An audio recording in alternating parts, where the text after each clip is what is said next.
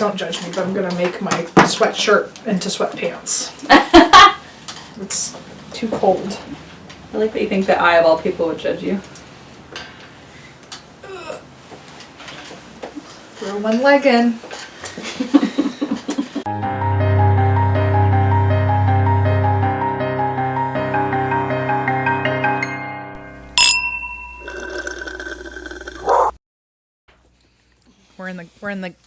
We're in the end game now.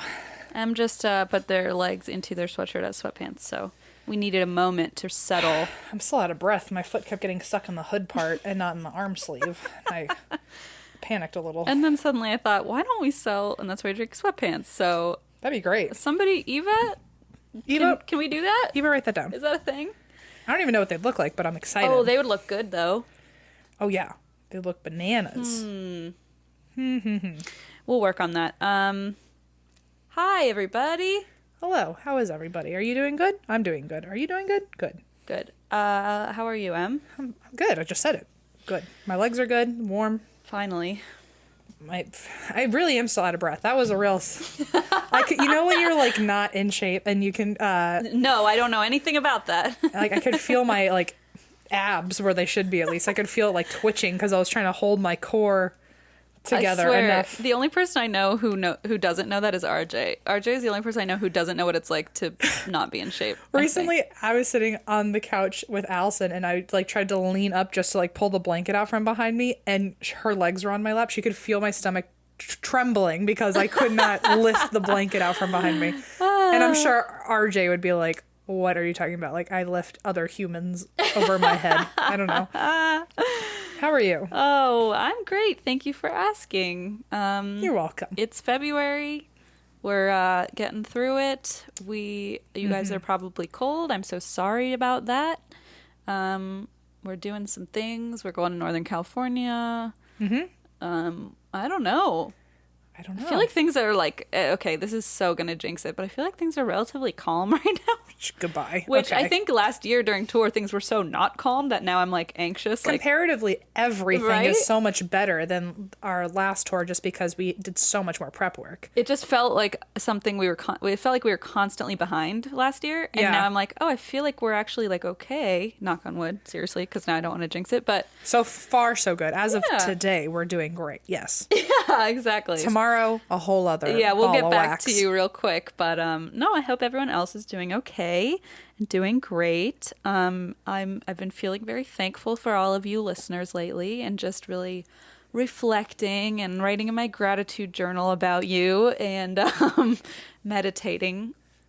The fuck about me? I'm great. You grateful for me? Oh, yes. Okay, that's sure. right. I added an 11th spot on my list just for you. Okay, well, I didn't even know you had a gratitude journal. I do have a gratitude journal, and I was out of it for a while because I was, traveling and stuff. I'm trying to get back into it. It's actually really, like, calming, like, comforting because you're kind of like, okay, even if things are going bad or stressful, there are always things that you're like, oh. Mine are usually coffee because I do it in the morning. You're pretty much always on there, obviously. You're full of lies. I'm not. You want to see it? No. That's so sweet. And I don't want to see it and then get emotional. So I'm going to pretend it's not real. You folks are on there, obviously. Anyway, it's a couple of them switch throughout the day, whether I'm mad at Gio or Junie or not. But yeah, no. And so I've been trying to really be more focused on all the goodness. And I'm thankful for all of you. So thank you. Oh my. Now my next step, I want to go back to the lucid dreaming. So I'm gonna start getting back into that. Some tarot. I want to get back into the tarot. Someone did a really nice aura reading for me recently and sent it to me, and it made me cry. I was like, what does it say? Holy smokes. It said a lot, so I'm not gonna... What color is your aura? So, okay, I think the main one was pink. But also they said sometimes people have different interpretations of the colors. Okay. If that makes sense. Sure. So yeah, let me see. I want to just make sure I give them a shout out because,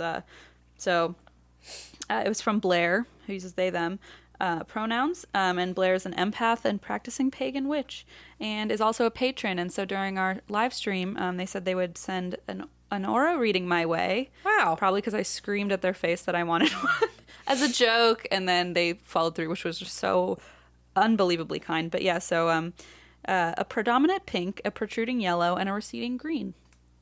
Okay. It'll sound like a starburst or like a... It sounds like... a Lisa Frank. Go slow down and kind of stop? Like a street light? Yeah, like a really neon, like Like a pastel yeah, stoplight. yeah. And so, it was really sweet and it felt like almost chilling. I was like, holy crap. Like, this person doesn't even know me, like, Well, beyond the podcast, but Sure. there's some stuff in here. And I was like, wowza. Interesting. I just read one line. They seldom make rash mistakes. I'm like, well. Okay, Blair, you're not totally Blair, on it. no, You're I'm not just kidding. totally on it. I like to think I'm not too well.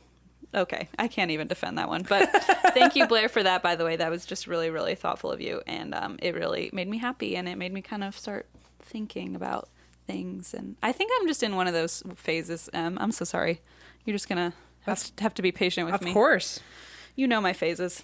Oh, I know. I love your phases. Aw, thank you. Nobody else does. I mean, my phase right now is Pokemon. I mean, come on. That's a good phase, though. I'm really on board. It's a good phase because I'm going to be making money on it one day. Yeah, like I know you've had like your tea phase and stuff, but the Pokemon one so far I'm like really amped about. Thank you. I just bought 3 new binders yesterday for all my sleeves. Woo! I don't know if I've mentioned on here. I'm collecting my Pokemon cards again, by the way. If you haven't figured it out.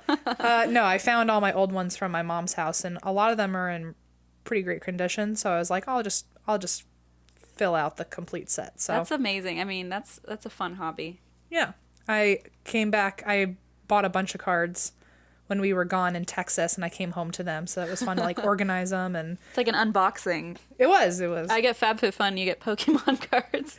Listen, I love my Pokemon cards. I know. I'm trying to. I mean, it's gonna take a while, but just because the ones that I want or the ones that I have but want better conditions of are wildly expensive. Oh, so I imagine. it's gonna be a very slow collection, but it gives me something to do. Your your grandchildren are going to be so proud of you someday. They are, especially when I don't give them the cards Yeah, and right. have They're sold not them. toys. They'll really enjoy the yacht I buy with them. I will though. So Yeah. I think this is why maybe I'm so on board with this hobby of yours. Yeah, so I don't know if I'm actually gonna sell them or not, but I do want to eventually at least have a full complete set. So if you don't use your Pokemon cards anymore, I might take this opportunity to say, please send them to our PO box. Oh my goodness. Yeah, I mean, why not? Was it I can't remember our address anymore. 1920. 1920 Hillhurst Ave, number 265, Los Angeles, California, 90027? Yes. Yeah, if you don't use your Pokemon cards anymore, by all means, please I send was them going my to way. bring you some. I'm going home in a couple of days to visit family in Cincinnati, so I might check. If my mom still has any in the attic because I might have some. I mean, they're probably not anything special, so I wouldn't get your hopes up. But You'd I'll be bring surprised. them. There's some of them that I didn't know were not worth anything, but like I thought for sure I had one and I don't, and now I have to go out and search for them. So they might complete me. I feel like we never talk about Pokemon. Did you watch it, or did you play the cards, or did you both? Okay. All I played and I watched and I collected. When I was did you younger. play the video games? Oh yeah. Oh, okay. Because I know you hate video games, so I was. That's fair. I had a Game Boy Color. Me too. Growing up, I had the blue one, like the teal one. I had the purple see-through one. Okay, I know I've told you about this already, but I wasn't allowed to have the purple see-through one because my mom told me that was a boy color. Joke's on you, Mom. But it's all I ever wanted. I'm still kind of mad about it, actually. You know you have one now, right? I know. Oh, okay. I now have one. Steven sent you one. But the child in me always sure. wanted to show it off.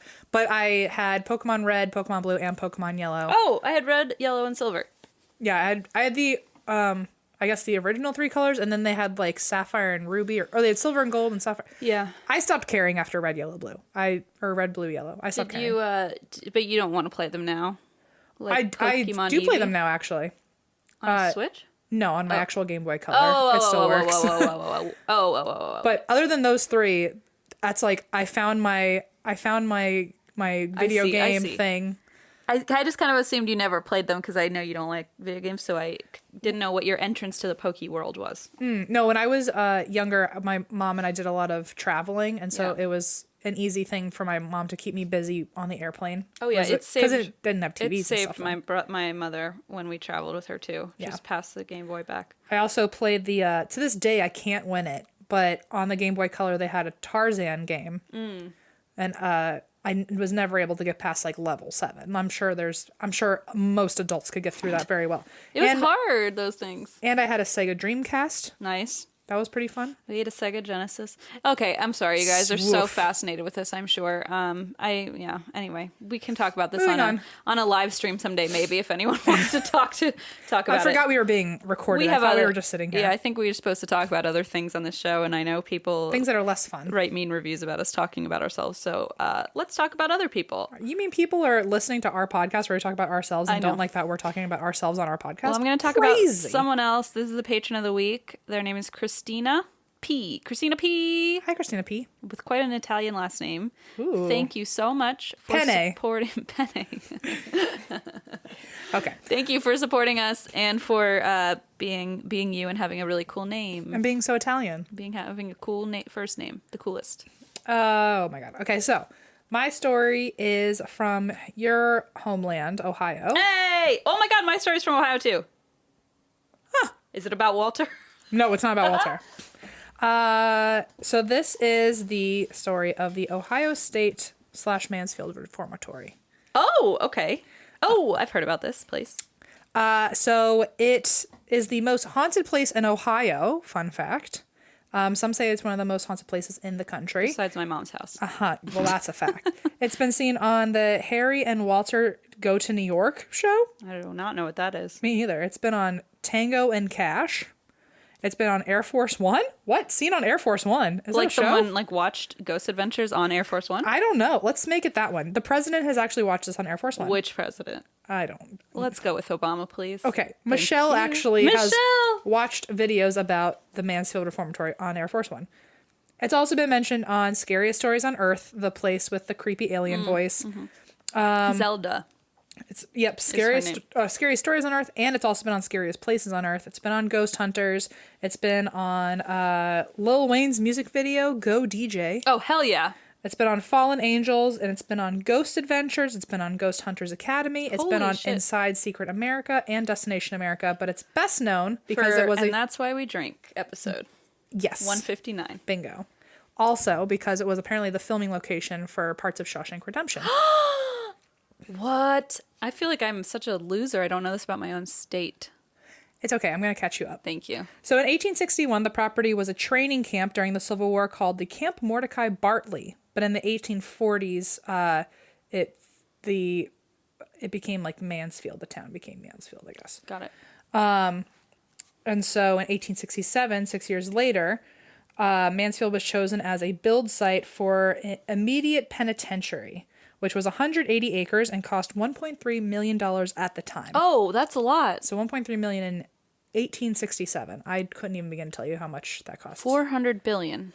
Okay, that sounds right.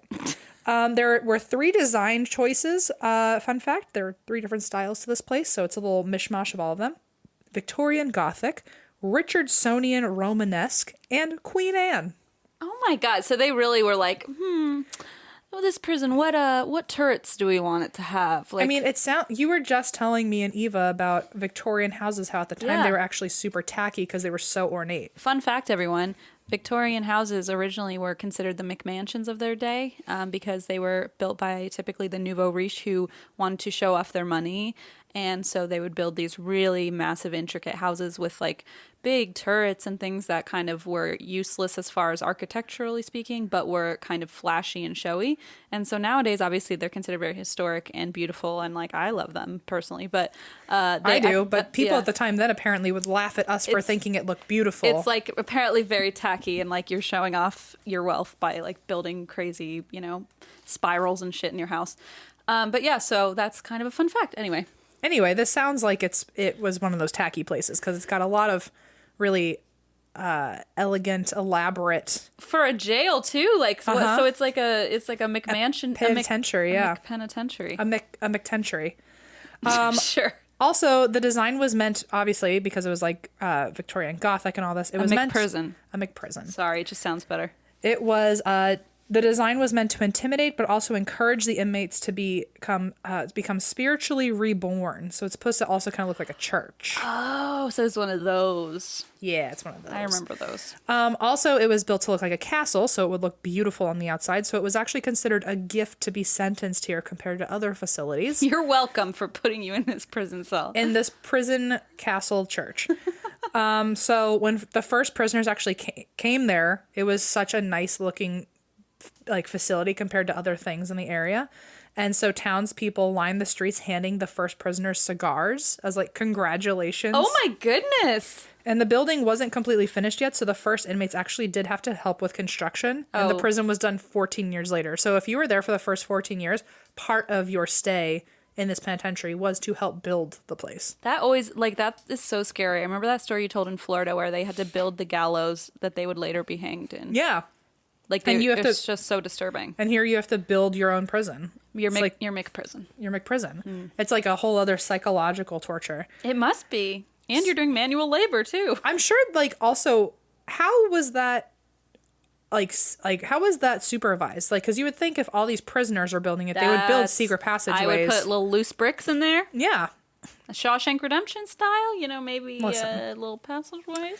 In 1919, it was finally completed, and it was the largest self-supporting steel cell block in the world. It had 600 cells, and it was 6 stories high. Wow. It was a mid-level, moderate security prison for the first-time offenders, and the goal was just rehabilitation, so it was very progressive for its time. Okay. It had vocational schooling on site. The facility was self-sustaining. It produced its own food, and 90% of the inmates, when they left, they ended up not reoffending. So, oh wow, it was doing its job. That's pretty incredible. And in 1891, it was officially changed to the Ohio State Reformatory, not the Mansfield Reformatory. In what year? 1891. Got it. In that same year, Phoebe Wise owned a farmhouse across the street. Okay. Oh, good for her. remember Phoebe. Okay. Can you imagine if I don't mention Phoebe for the rest of... I love that. That's the best. Maybe I should start doing that in all of my haunted house stories. I'll be like, and across the street lived Benjamin. He had a yo-yo. Yeah. Good for him. Just to like bring some light to this story. I really like this fun fact that you just gave me. Who the fuck is Phoebe Wise? We'll find out. Know. So in 1891, Phoebe Wise lived across the street in a farmhouse. People thought Phoebe was rich, but she just because she didn't trust banks, so they thought like, oh, she must like have all of her money held somewhere else. So rumors of her having a fortune hidden in the house started circulating the area, and 3 men broke into her house, tied her to a chair, lit a torch under her feet, demanding her fortune. Oh my god. Burning her feet until she like came clean about where her money was. Oh no. But she didn't have anything. She just didn't trust banks. And so when they left, she untied herself and walked to the jail to report everything since there were guards there. She's like, this just happened across the street to me. Holy shit. And she became a local celebrity. A guy named Jacob heard about her and started stalking her because he was so impressed with her story. Oh, ew. Okay, ew. So now a second round of horror is happening. Come on, this woman can't get a break. We should have just ended it at she bought a house across the street. Well, I liked Phoebe when she had her yo-yo across the street. So Jacob got into stalking her and showed up at her house one night, tapped on the window, knocked on the door, and watched her through her windows. Don't fucking do that, people. Apparently this became pretty common, and one night came to her house and yelled, "Marry me or kill me, Phoebe." And so she pointed a rifle through the window and shot him. She's like, get the fuck away from me. She's like, you told me to. So the Mansfield News Journal the next day had a headline that Phoebe Wise rids herself of an intolerable nuisance. Cockroaches? Pests? No. Jacob. So after she died in 1933, locals believed that she still had a fortune, and so they broke in and tore apart her floors and walls. What in the world? She had to untie her... nope. That was true, but I almost said an old thing. Hang on.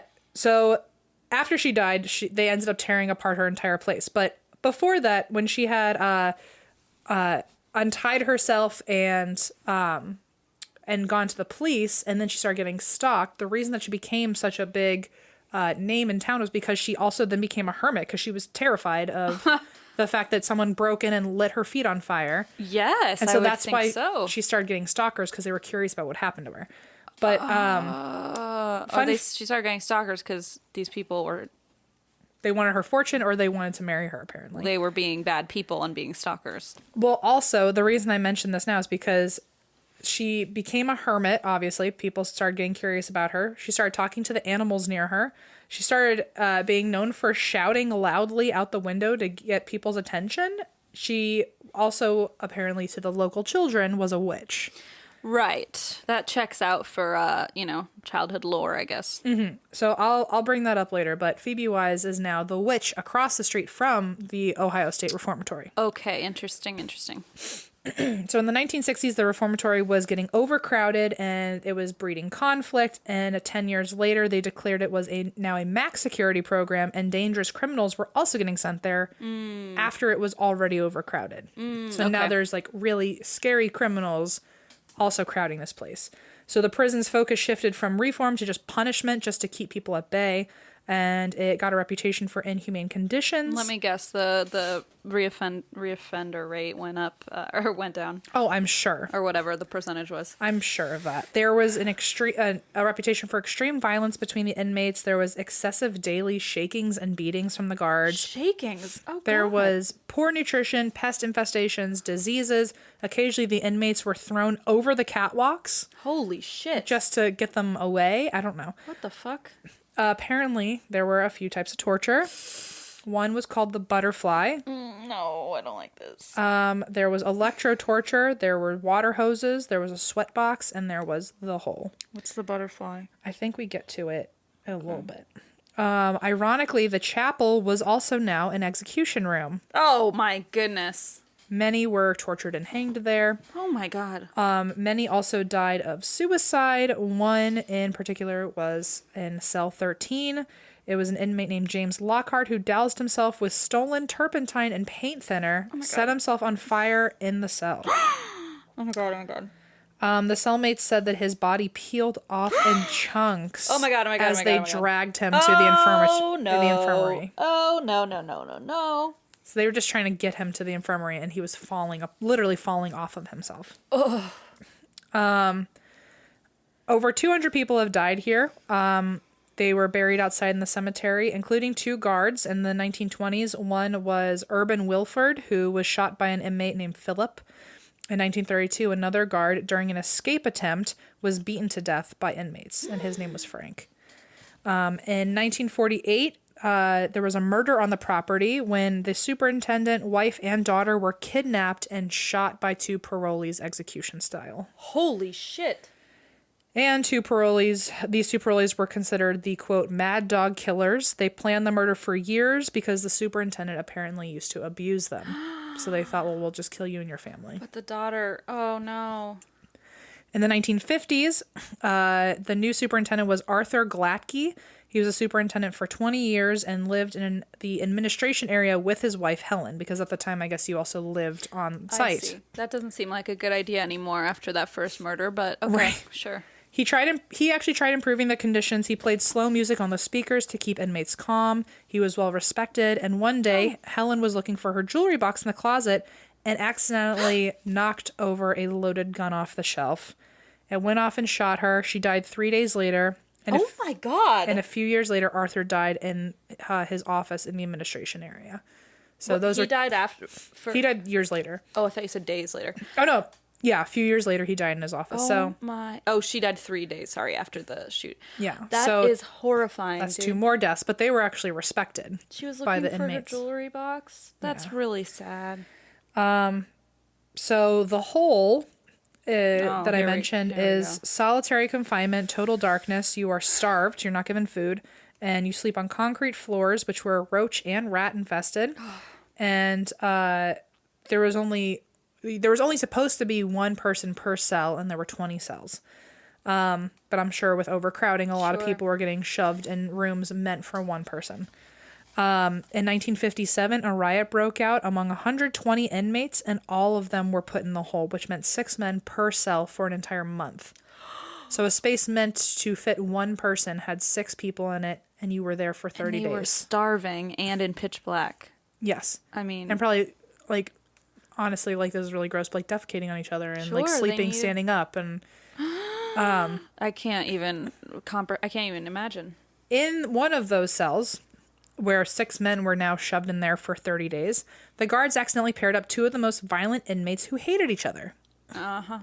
They fought, and no guards came, so 1 was killed, and the guards didn't find out for a month because they weren't going in to feed them or take care of them. They literally just the guards closed the doors and opened them 30 days later. Can you imagine being that person, though, to be like, okay, it's been 30 days. Hey, Jim, you go open this cell now. Right. Let Where, them like, out. the second someone goes and opens the door, they're going to beat the shit out of you. You would think so, or Maybe they would eat you. They would want to. So the guards didn't find out for a month. And so the guard that was killed was stuffed in the bedding when they found him. Wait. Sorry. So the two inmates who hated each other, one of them got killed by the other and stuffed in the bedding, and they found out a month later. Oh, the prisoner got stuffed in the bedding. Yeah, and the guard found out a month later. Got it. The infirmary was no better at this point. It was full of neglect.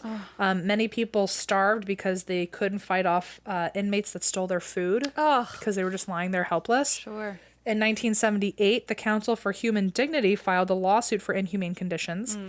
And in 1986, the prison was forced to be closed due to delays and didn't close for actually another 4 years. The last inmate to actually be transferred was 4 years after it was demanded to be closed. Man. In the 1990s, the building was supposed to be torn down, but Shawshank location scouts loved the prison so much and ended up saving the building because they wanted to film parts of Shawshank Redemption there. Cool. So after the movie, preservationists convinced the state not to tear any more of the building down, so the front of it is saved. The rest of it has been destroyed. But in 1995, the Mansfield Reformatory Preservation Society was formed and turned the prison into a museum.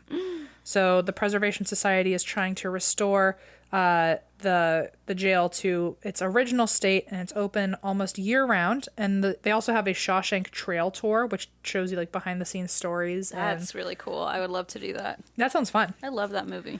Also, there's a Halloween-themed haunted prison experience. I don't want to do that part. You can do that part. Where there's actors and animatronics and stuff like that.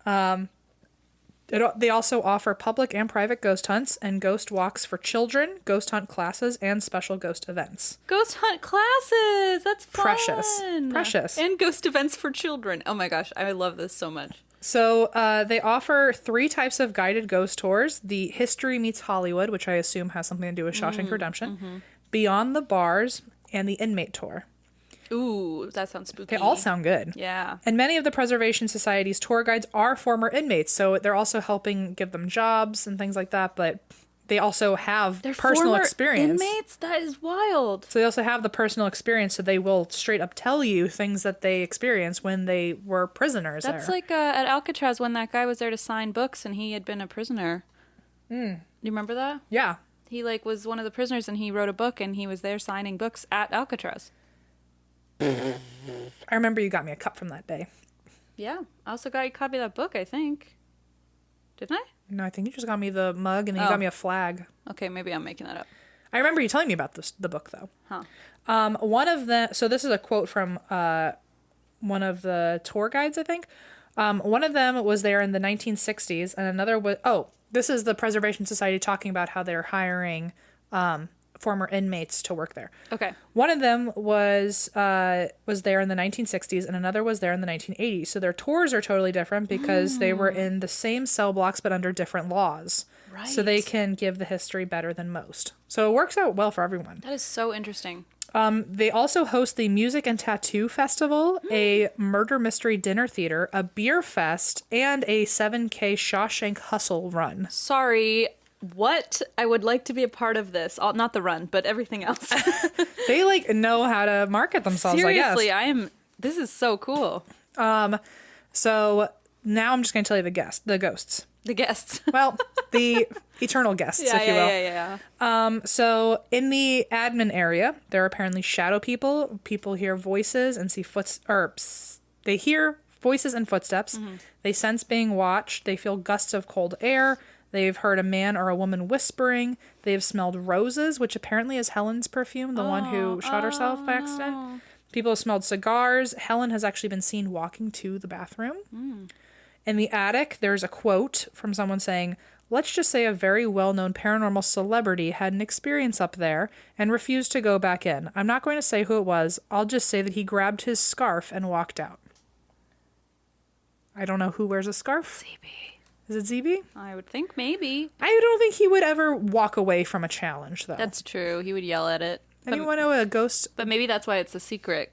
Maybe. But then he should have said, he grabbed his like bag of extra biceps and walked out. He grabbed his GNC protein powder. He grabbed his acid wash jeans. So in the basement, there are 2 different entities down there that they're avoided even when the building was a jail. So people will see a boy running or hiding, and others will sense a, quote, malicious presence. Where flashlights have stopped working, they have gotten the sense of being choked. Oh. There's an apparition of a guard with, quote, sinister vibes. He's got some sinister vibes. Honestly, vibe check. He's kind of like sinister. Do you not see my neon sign, good vibes only? People have felt a cold breeze and heard whispers, and psychics have actually spoken to a 14-year-old boy who says that the inmates cornered him and beat him to death. What? A child? Mm-hmm. Yikes. Okay. There's also been EVPs of a little boy whispering and saying, hey. Who's this child? This is terrible. I don't know. They think that it might have been like a family member visiting a guard or maybe visiting even one of the prisoners. Lordy. Okay. In the cell blocks, inmates have told guards that they were scared at night because they felt like something was touching them at night in the dark. They felt... Imagine being an inmate and no one's even giving you the time of day to explain what's going on. And like, you're stuck in there, obviously. And you're like, help, I don't want to be here in the middle of the night. And they're like, too bad you're in jail. Well, and I'm sure it doesn't help that you don't want to like admit to everyone that you're scared. Right. You know? And, but they felt hands touching them at night. They felt something grabbing at their bed sheets. They've reported being tucked in by something. Oh, God. And people hear running in the halls and cell doors slamming on their own. People have experienced tapping noises on the walls. They'll see shadow figures pacing in the cells. And people have been pushed. There have been photos of apparitions. And there's even an EVP of someone saying, please don't touch me. And it's like, dude, I don't want to touch you. No, thank you. No problem. Don't touch me. Back. Yeah. You don't touch me. I don't touch you. We're fine. Quid pro quo. So there's a chair room on the 3rd floor. A chair room? There's a, I don't know why. Oh, that's it? I'd love to have a chair room.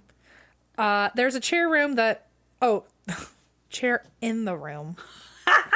I was like, you need to explain this to me. I would love a chair room. Yeah, same. I'd love a couch room, really. I'd love just like a blankets and pillows room. Yeah. So there is a chair in the room on the 3rd floor that always moves back to its original spot.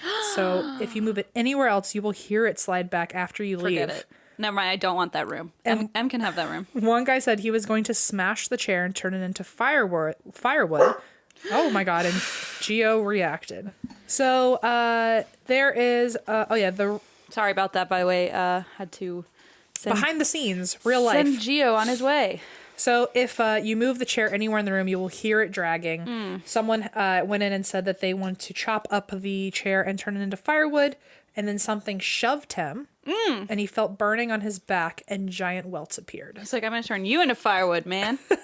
That's what is that guy's chair? He's like, don't touch my chair. Maybe. I imagine it's someone's favorite chair. Yeah. And then they died, and now people try to fuck with the chair. Why and are they're they like, touching my chair? They're like, give me back my fucking chair. Don't set my chair on fire, you asshole. That's like, I imagine someone's grandpa is still pissed that like their Barca Lounge is being sat in by someone else. Like the dog took it over. It's like, no, that's my goddamn chair. And then if someone's like, I'm going to set this Barca Lounge on fire, grandpa comes back and is like, I don't think so. Shoves you. Sets you on fire, I guess.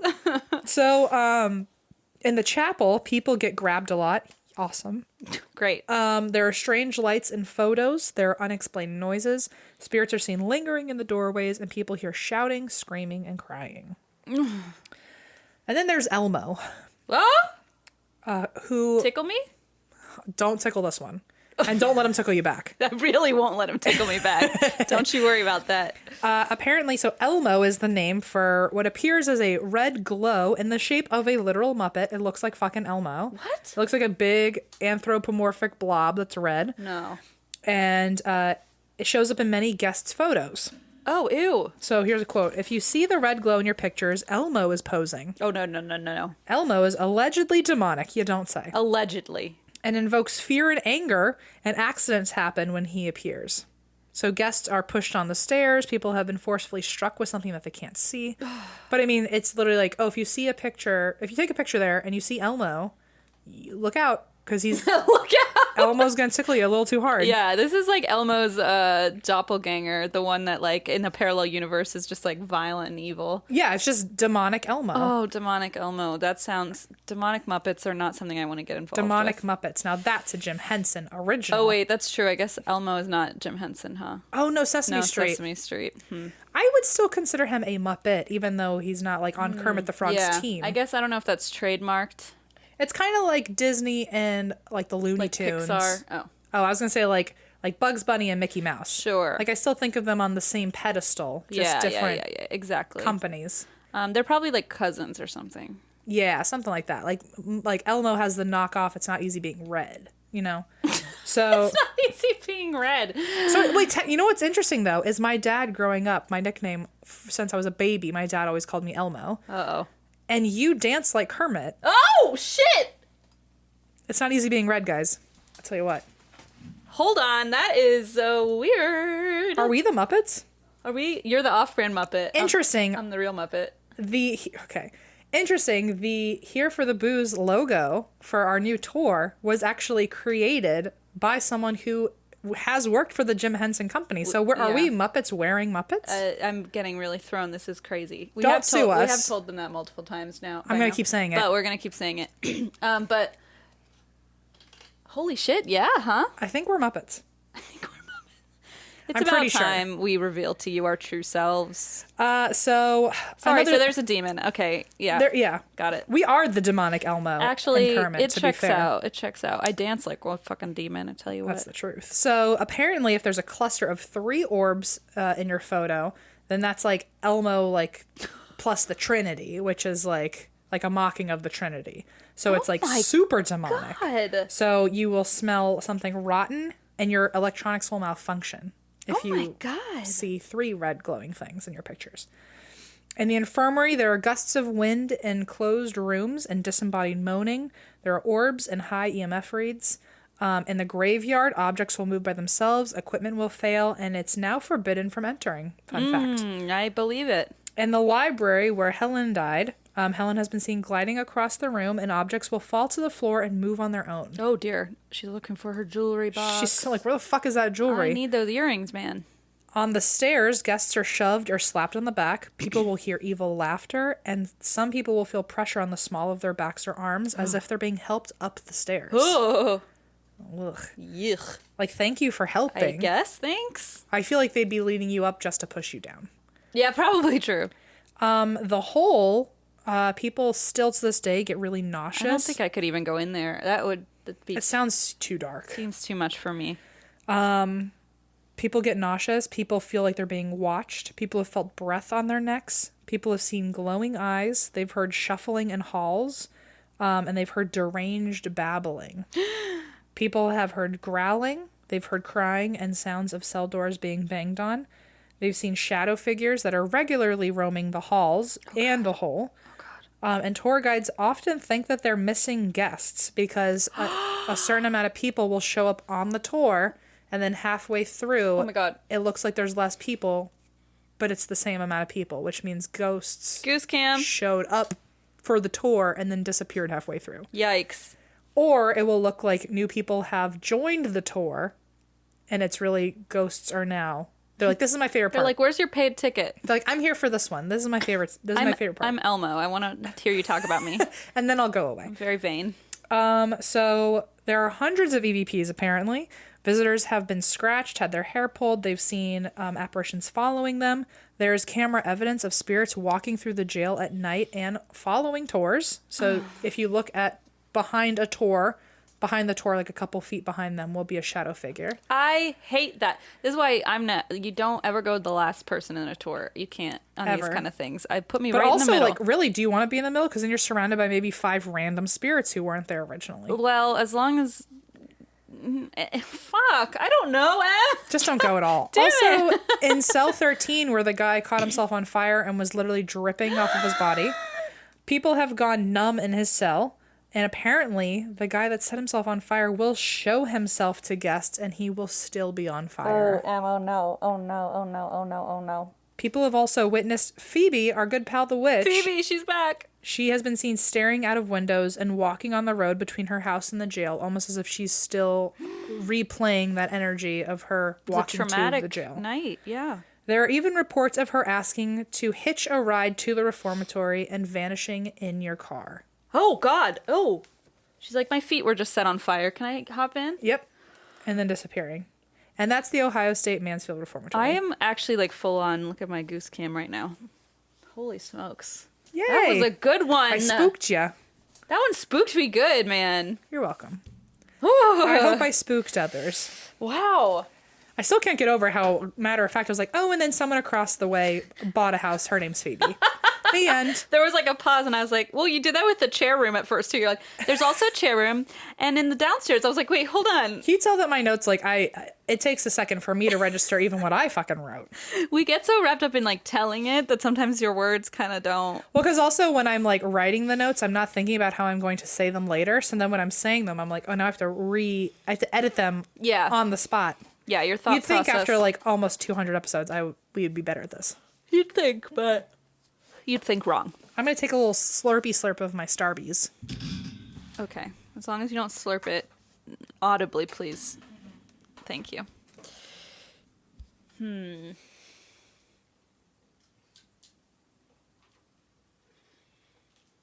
Oh! Oh, God.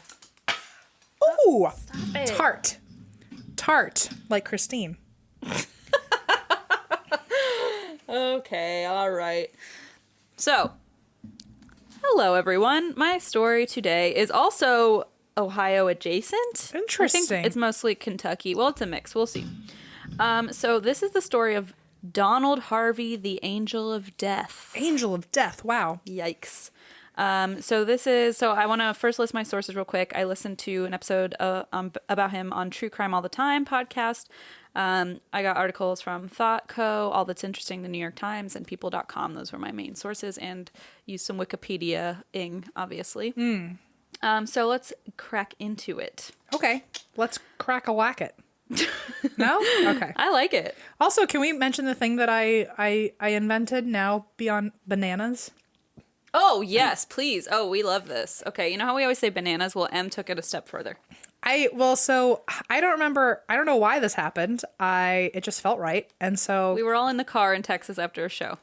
Yeah. And then someone, I think Eva was talking about something. And instead of me going, well, she sounds bananas, I wasn't thinking. And I just went, she sounds noodles. And just kept staring at their phone. And we were like, what did you just say? I wasn't thinking. I just decided to say noodles that time. Eva lost her GD mind. Like, she went kind of noodles. I have never heard her laugh this hard at anything. I felt so good. My ego was at like an all-time high. I was like, wow, I've never heard Eva laugh like this. And she was laughing so hard that I got distracted from laughing myself. And so it was like funny to watch Eva laugh. I don't know, but anyway, now I'm switching it up. Every now and then I'm going to take out the bananas and say noodles. And then later that night, I had a bad experience with a Postmates driver, and M said, he's the mayor of Noodletown. He is. He's the fucking mayor. Oh, and then you weren't here. I forgot to tell you the new thing. Oh, God, okay. So Eva and I flew back earlier than Christine, so it was just me and Eva getting onto the plane. And we were talking about how things were noodles and how there was like a mayor of Noodletown. And then I realized, like, wait a minute, doesn't your, like, weird game, don't they, like, propose with spaghetti and shit? And so I was like, isn't your spaghetti friend, like, the governor of Noodletown? So I don't know if I'm saying any of it right. I don't know what you're totally talking about. I think you're talking about Stardew Valley. Yeah, that guy. But don't they, like, spaghetti on their head? Eva does that. Eva did that. Oh. Eva walked around with spaghetti on her head and handed it to Sebastian. So Eva's the governor of Noodletown. We always knew it.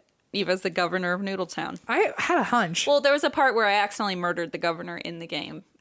You did? Well, I don't want to go there. It was really What bad. did you hold up? Well, so here's the thing is, like, there was a stew, and they said, put something in the stew, and so I was like, oops, I forgot to bring my ingredients, but, like, who else will know? So I put in some tree sap. It was the only thing I had with me, and then it was like, he died, and then everyone was like, who did this? And I was like, Blaze, they don't know it's me. And he's like, it's a video game. Of course they know it's you. Like, you're the one that caused this. I literally, this sounds like such an acid trip. I feel like this is how my parents heard me when I was a teenager with, like, all my, like, slang jargon.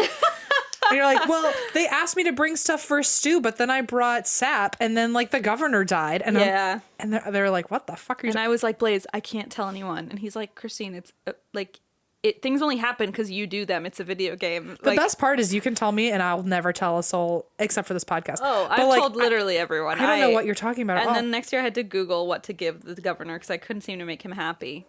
Well, you have to give him a gold carrot, so if you're wondering. Oh, but not spaghetti. I'm really hung up on the spaghetti thing. Yeah, the spaghetti, that's Eva, because at first she didn't realize how, like, when you carry an item, you hold it above your head, but she didn't, like, know that, so she just kept walking around with spaghetti, and she just didn't know how to get rid of it. Sounds like the way I want, like, one day when I own a castle, and I expect a banquet every night, I hope all of the servers just hold the most exquisite foods over their head, and then just bestow them to me.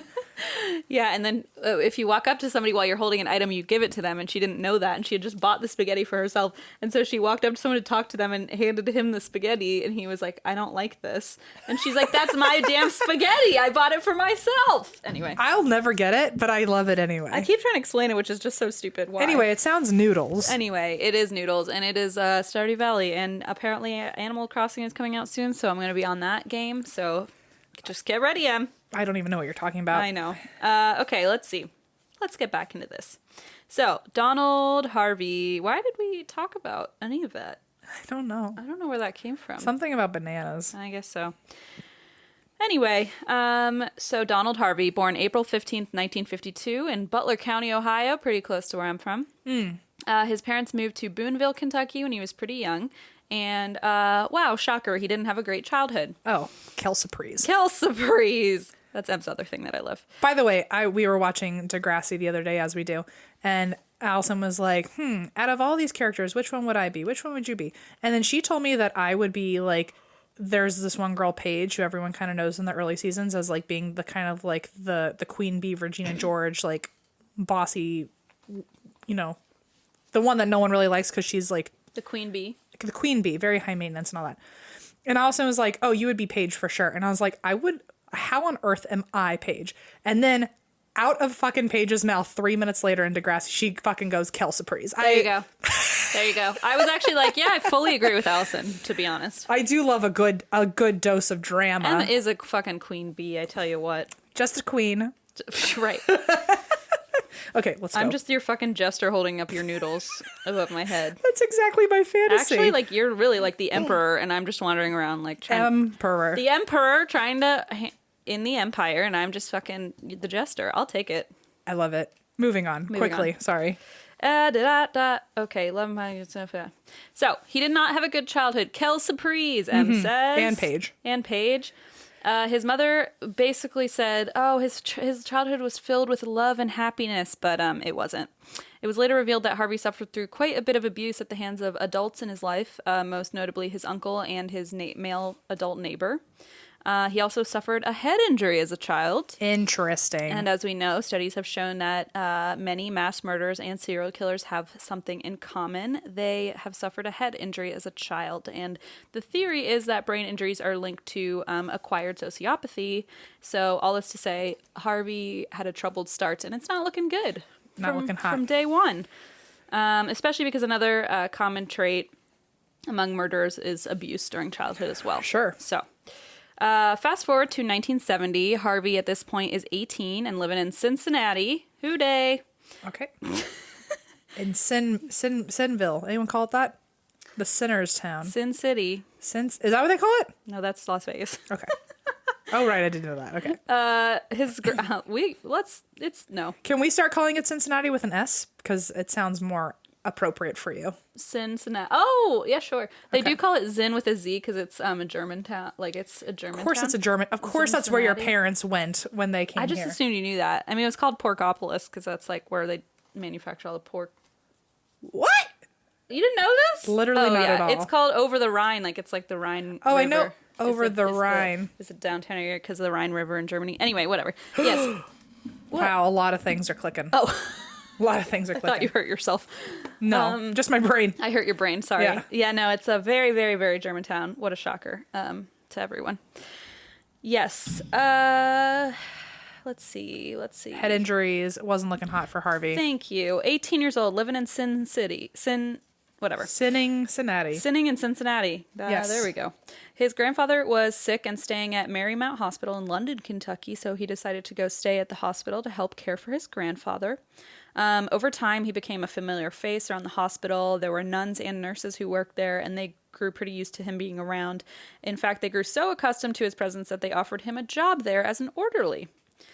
He accepted this job. He was only 18, remember, and he was placed into a position where not only was he just supervising patients on his own, he was also now dispensing medication and inserting catheters, despite being 18 and having, like, zero medical training. I mean, it sounds horrible.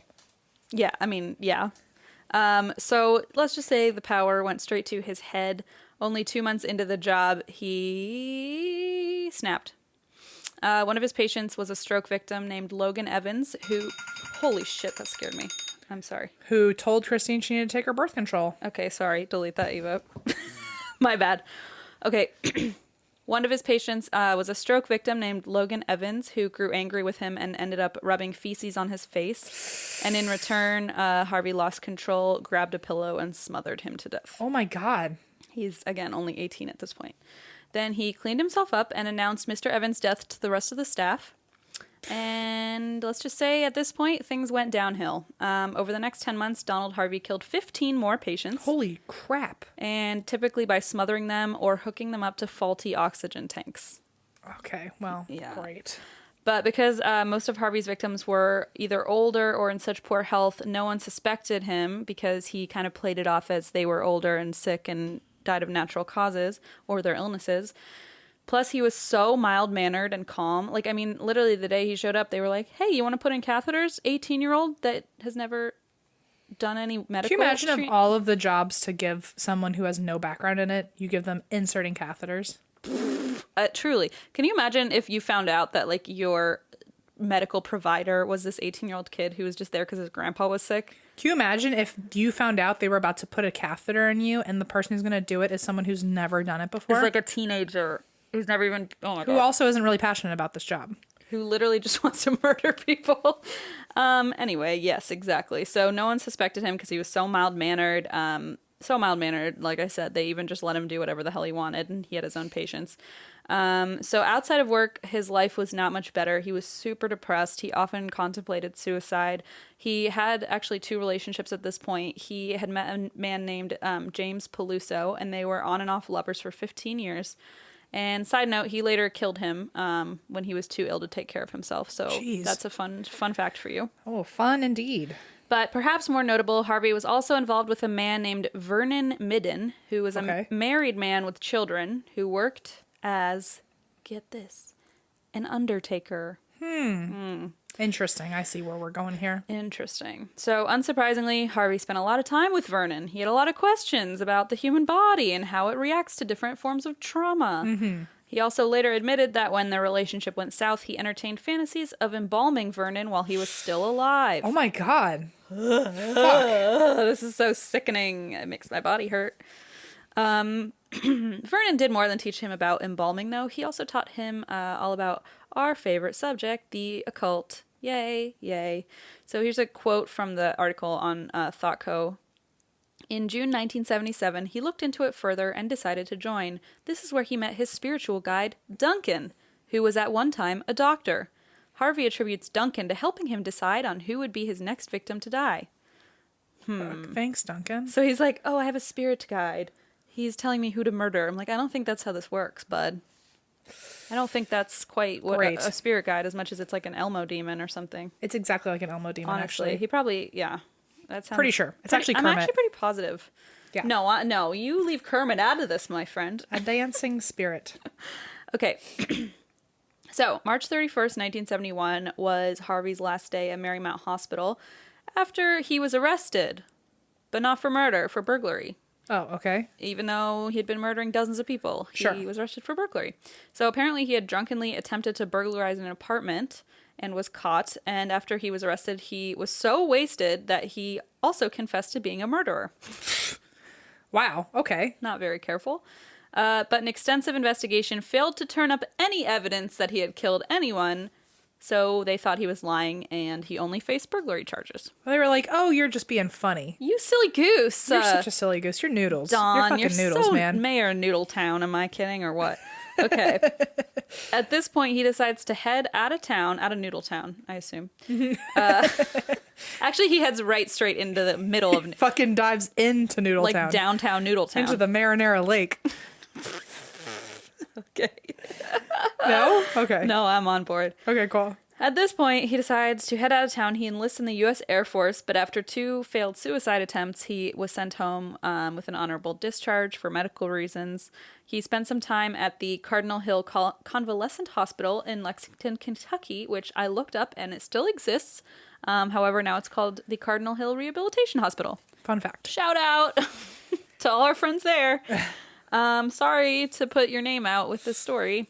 After his release in 1975, he moved back to Cincinnati and landed a night position in the morgue.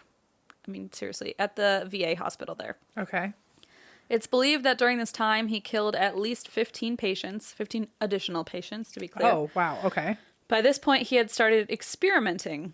This is where the Marinara River comes in. More like the Cyanide River. Okay. Oh, shit. Okay. Yeah. He experimented with... This is so fucked, guys. He experimented with cyanide, arsenic, rat poison, and petroleum distillates. You know, those. Which he would put into foods, fruit juices, and pies, and would also put into people's IVs. Oh, my God.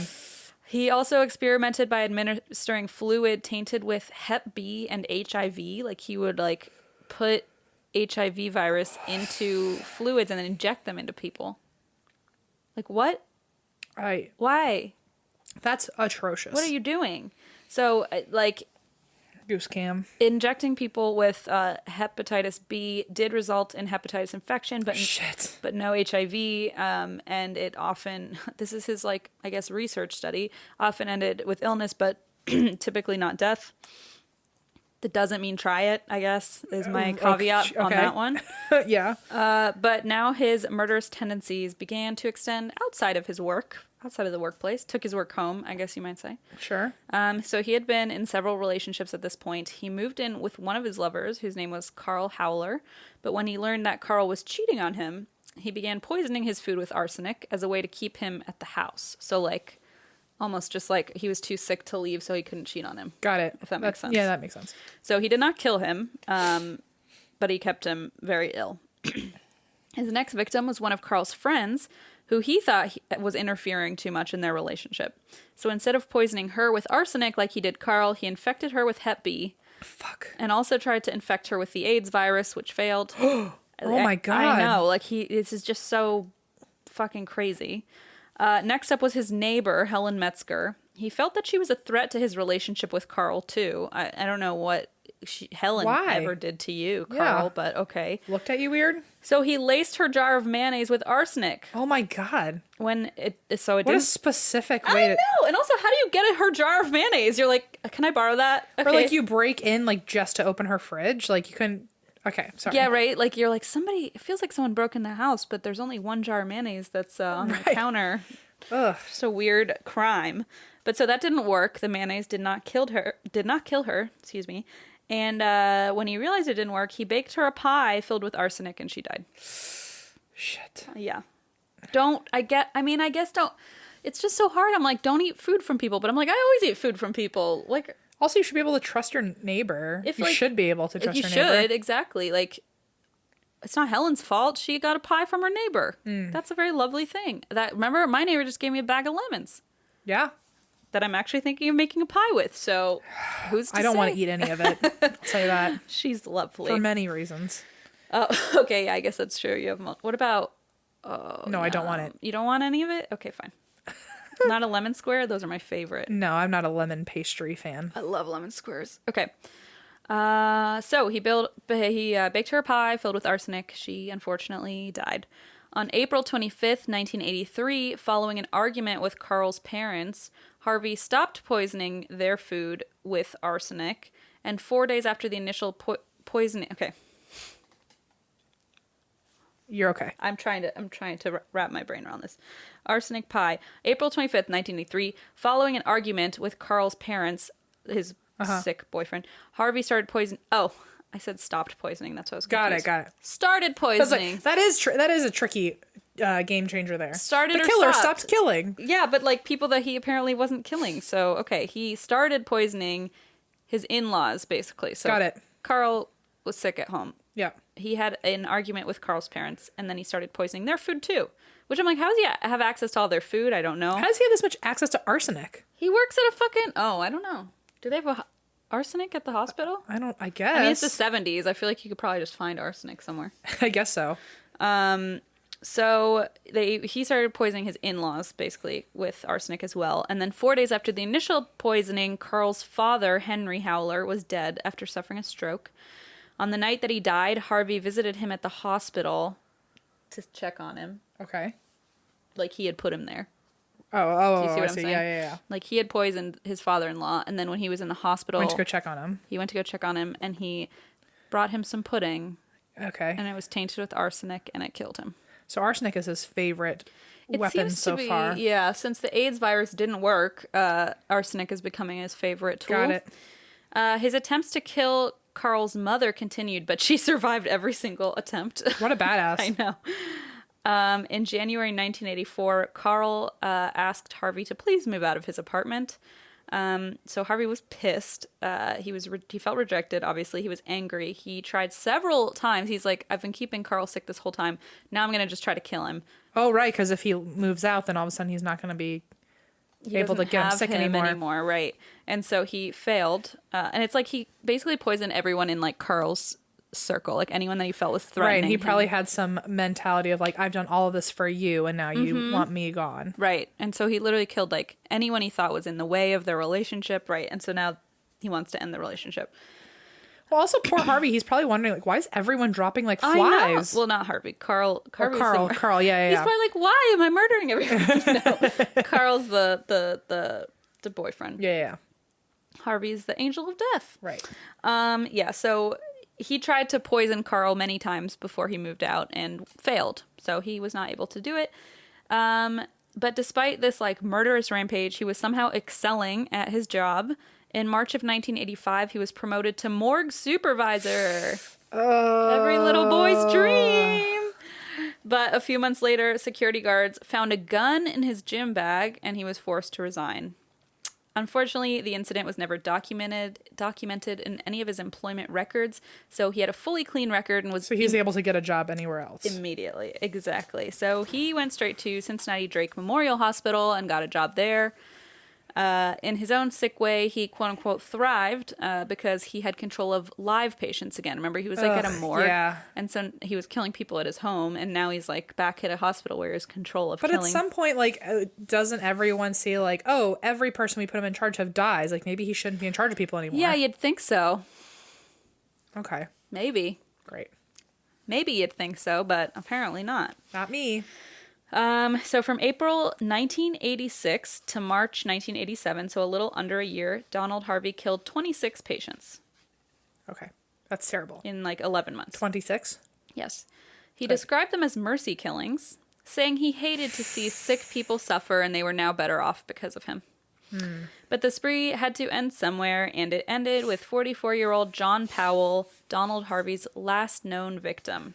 Okay. Powell had been in a motorcycle accident, and in Ohio, so if you die in a motor vehicle accident, any motor vehicle accident in Ohio, it requires an autopsy by law. Okay. And so the forensic pathologist who performed the autopsy happened to catch a whiff of something strange. The smell of decay? A strange almond smell. Oh, cyanide. Which we all know is what cyanide smells like. So, the forensic pathologist, according to the research report, knew that foul play was afoot. LOL. That's literally the exact line. Afoot. Also, I mean, I've probably said this before, but fun fact, only 60% of people are able to detect the smell of cyanide. So, it's actually very fortunate that he was able to detect it. Yeah.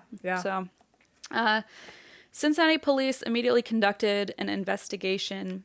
Employees were given the option. So they were like, somebody at this hospital basically injected him with cyanide. Yes. So Cincinnati police went to the hospital, said to the employees, you are able to voluntarily take a lie detector test. But of course, Harvey called in sick on the day he was scheduled for this lie detector test. He soon became the lead suspect in Powell's murder, especially after investigators learned he had a really super fun nickname at work, Angel of Death. Okay, well, because they all knew that everyone was dying under his... It's just hilarious, isn't it? Yeah, it's so funny. So cute. It was truly the nickname Angel of Death was given to him by his coworkers because it was such a funny coincidence that he always happened to be around when patients died. Like, what do you say at that? But then stop. If that's a superstition we're all aware of, then, like, why are people saying, like, okay, so your doctor is going to be That's funny, Dr. Harvey. right. Like, ha, ha, ha, but don't worry. Everyone he watches dies. Ha, ha, ha. Have fun. Yeah, isn't that funny? We call him the Angel of Death, LOL. And he's not even a doctor, by the way. He literally started doing this at age 18 with no medical training. And he's still here. Sorry, that was my phone. Yikes. Okay, so they gave him this hilariously fun nickname of Angel of Death because patients were always dying around him. Haha. Oh, and by the way, patient deaths had more than doubled since he began working at the hospital. Hell surprise. More than doubled at this entire hospital. Because of him. And everyone's still laughing. Everyone just thinks it's hilarious.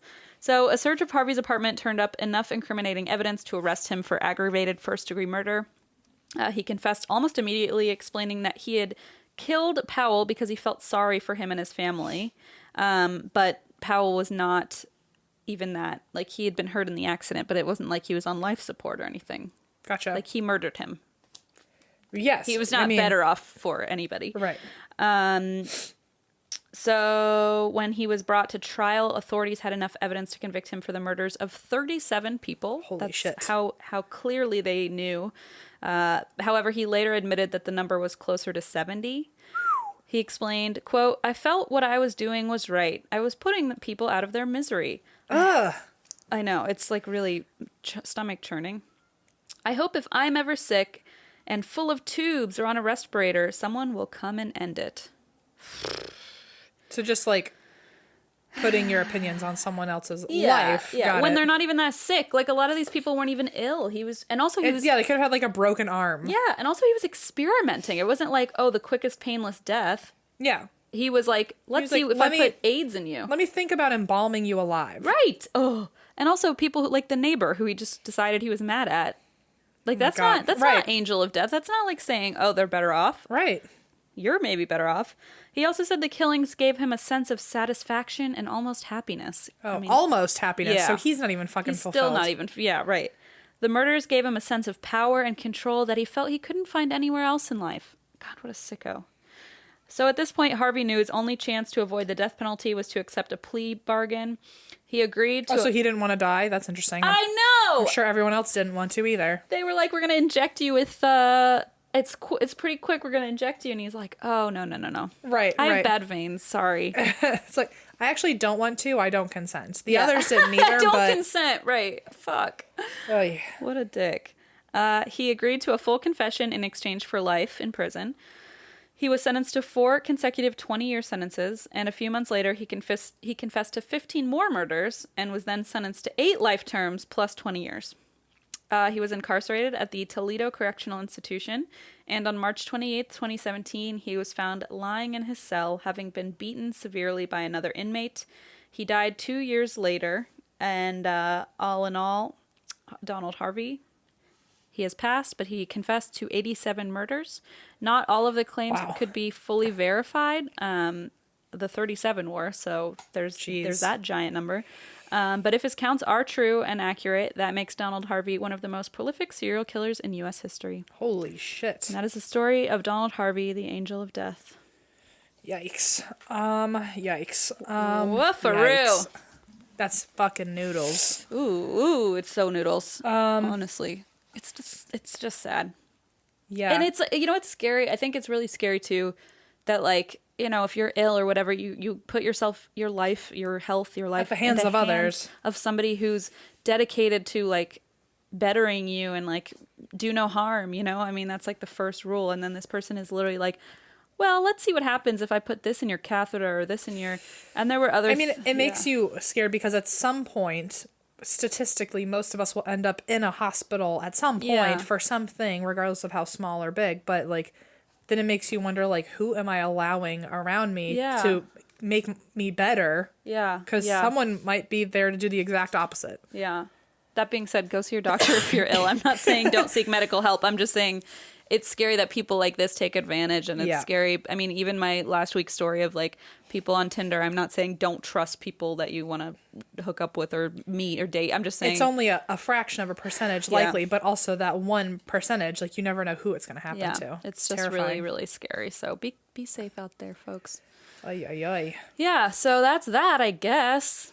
Thank you for coming to apparently an Ohio show. I know. I don't know what that means. Is that an omen? Who's to say? I mean, there were no Walters this time around. That's true. However, Carl showed up again, so. Guys, I'm getting nervous about Walters. They are showing up left and right. Crazy Carl. So I guess that's it. Happy February. I know. Happy Valentine's Day. Oh, yeah. This is Valentine's Day weekend, or was that last weekend? I have no idea, but I'm with my Valentine here. That's the truth. And we hope you guys have a lovely, happy winter. I know it's probably cold and gloomy.